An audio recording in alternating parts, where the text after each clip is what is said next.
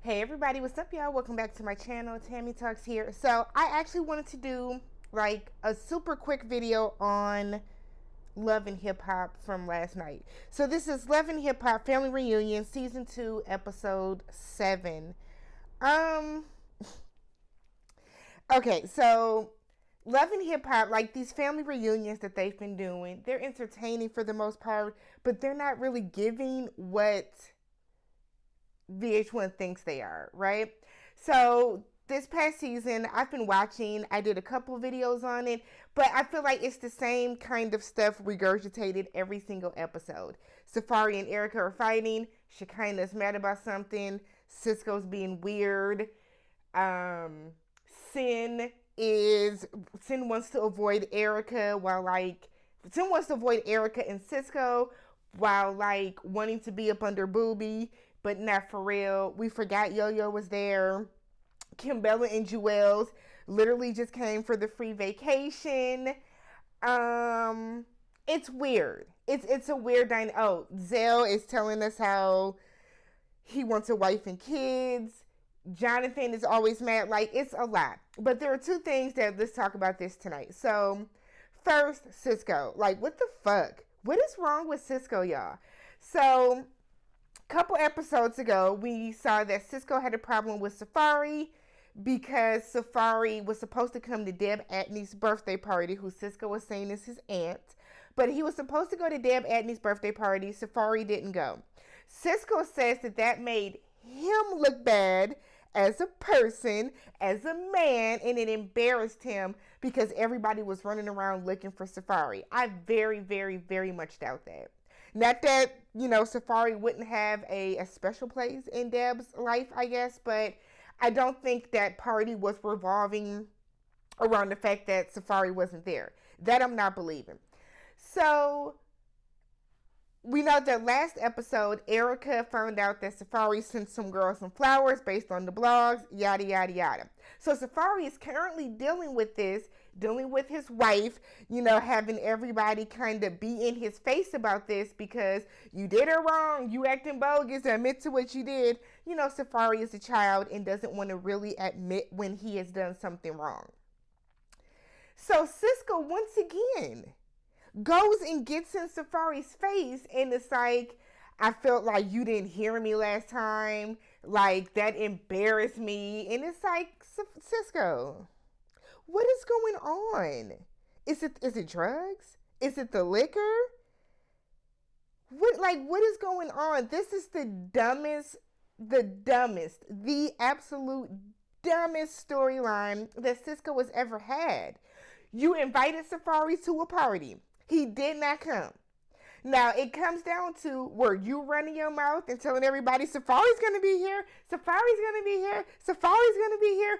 Is that what you were on, Cisco? Were you out running your mouth like a little girl saying that Safaree was coming? Because it's weird that you are that upset that this man did not come. It's weird.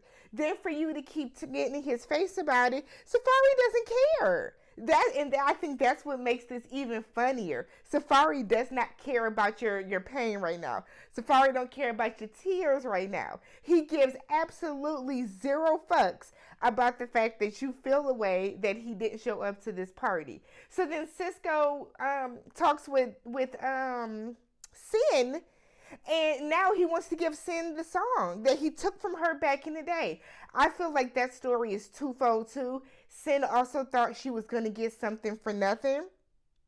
She also thought that she was going to get a free song. But Cisco should have just been more upfront with her about what it was in the beginning.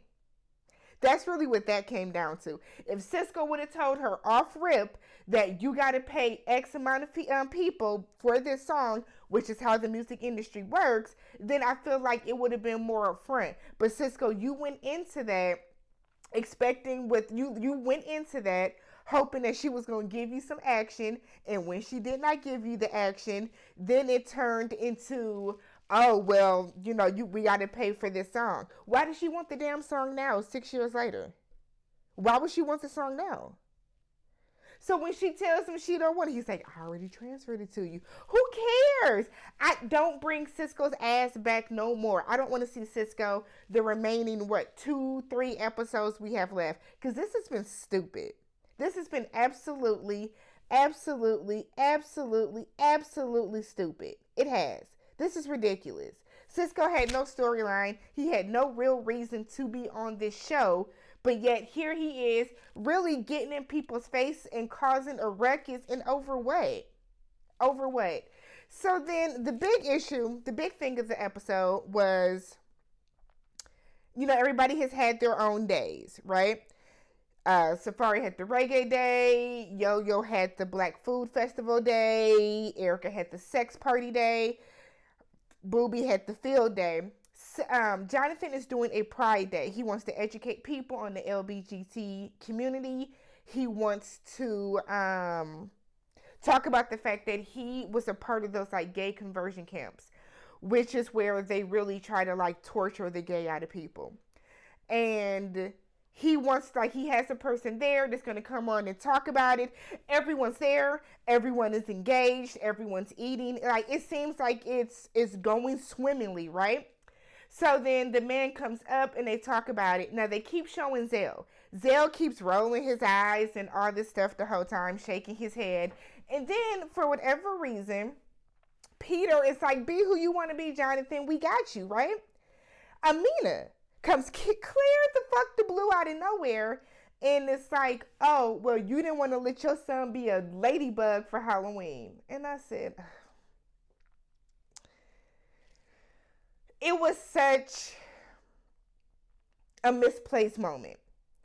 Jonathan got that man up out of there for one. He said, well, this is how they do. This is how this is going to go. But thank you for coming. That man got the hell on because VH1 don't want to be, liable or responsible if that man gets hurt because, they throwing chairs and bottles or whatever. So basically, Amina is upset that Peter and Tara's son initially said he wanted to be a ladybug. Peter told the little boy that's a costume for girls. That's a girl costume. So the little boy said, okay. And then Tara said that on Halloween night, he didn't want to be a ladybug at all. He didn't want to be a ladybug anymore anyways, right? But my whole thing is so I'm sitting here thinking, Amina is so bent out of shape about it because it is her child. I forgot Amina only has girls by Peter. So my whole thing is Amina's doing all of this. Peter's mad because this is a very bad look for TV. And I know we all joked are Peter, your reputation is trash anyways. But you don't want to have the stigma of I am, trying to force these very, very strict gender norms on my child on a little boy. Because let's be real, if the little boy was 3 or 4, he picked up the first shit that he saw. It doesn't mean the little boy is going to be gay, right? So the real issue is that Amina saw this as an opportunity to try to throw Peter under the bus. And we know that she was throwing Peter under the bus with it because when they were all talking to her and they were like, this is wrong, Amina. Look how you're portraying him to be. Because everybody is like, Peter's not like that. Peter said he was raised by a gay mother. He was like, so why would I do that? He was like, I was just telling my son, this is a girl costume. Now, that can be perceived many different ways. Was Peter saying that this is for little girls, you can't wear this? Or was it this came out the girl section? And I think Peter is saying that he was just telling the little boy, this one came out the girl section. So it turns into this big hoopla. Where Amina is screaming, I don't care about how he looks on TV. He's embarrassed me time and time again. And it's like, Amina, did you come on here to start some shit? Because that's what it seemed like. You came on here just to try to embarrass him in one way or another because you feel the way about the fact that you chose to stay. You chose to stay in that volatile relationship. One where you were getting cheated on. He was having kids on you. He married you while having another girlfriend. So Amina, you chose to stay in that type of relationship. But the way that Amina acted last night was capital T rash. That was trash, girl. That wasn't a good look. It wasn't a good look. You were trying to make Peter look a certain way, but you ended up making yourself look a certain way, because then Tara was like, that's not even what happened. And that's the child's mother. So if Tara is saying that's not how it went down, that's not what it is, like, this is ridiculous. Then for Amina to say, oh, well, I don't care how this is making him look, you wanted to have a moment. And I don't understand why. I don't understand why. Your moment could have been how you sounded last week, or on last week's episode when Stevie had his whole little jam session. Because everybody was talking about how we forgot how fucking talented you were. But you want to sit up here and try to make something out of nothing over a child that doesn't even involve you. A child doesn't even involve you. So then here comes Zell, who wants to remind us every fucking chance that he gets that he's a man. Zell, sweetheart, I get what Zell is saying. He is a man first. He is gay second. That's how Zell views himself. And that's perfectly fine. But I feel like Zell keeps saying that and doing that because he is trying to impress the men that are there. Right? So Zell wants to keep saying that and doing that because he wants to fit in with the creep squad. He wants to make sure that he fits in with Juelz. He wants to look good in front of Booby. He wants to look a certain way in front of Marcus, in front of Stevie. Like, it's silly. It's absolutely silly. Like, Zell, no one has ever said that you're not a man because you are gay or bisexual, as he calls himself. No one has ever said that. But I think it's Zell's delivery. So then he's basically telling Bobby, well, we got raised differently because the way my father raised me. Bobby said, well, I wasn't raised by a father. So now Bobby's mad because Zell is like over talking him. And my thing is, Zell is dealing with some inner demons. And once Zell gets control of those, he will be in a better place. He'll be in a happier place. Zell is not happy with himself right now. And you can tell. It's written all over the way that he's presenting himself. Like, you're blowing up over these men saying that they're too gay for you, that they're not as manly as you. That doesn't make you look any better. It doesn't make you look any better. No one has ever said that there are not men that you can look at that don't carry themselves a certain way. There are tons of gay men in the world that you can look at and you will never know that they were gay because of how they carry themselves in public. But just because Bobby and Jonathan are a little more flamboyant than you, it doesn't mean that you are a better man than you. Because like Jonathan said, he takes care of his nieces and nephews. That is being the man, stepping up to the plate and doing that. But Zell, the way that you, like, on top of the fact, the way that you sit around and argue with women all the time anyways, we have not forgotten how you behaved on Hollywood. We have not forgotten. It is not lost on anybody how Zell behaved on Hollywood. Like, so, but that was, I just wanted to do something super, super quick and random. Like I said, the season is it's not what I think they thought it was going to be. I don't know if Love and Hip Hop as we know it is over with the actual cities, but just give us Hollywood because that's really all we want.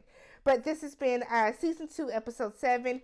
If you're brand new to my channel, don't forget to like and subscribe. Catch y'all in the next one.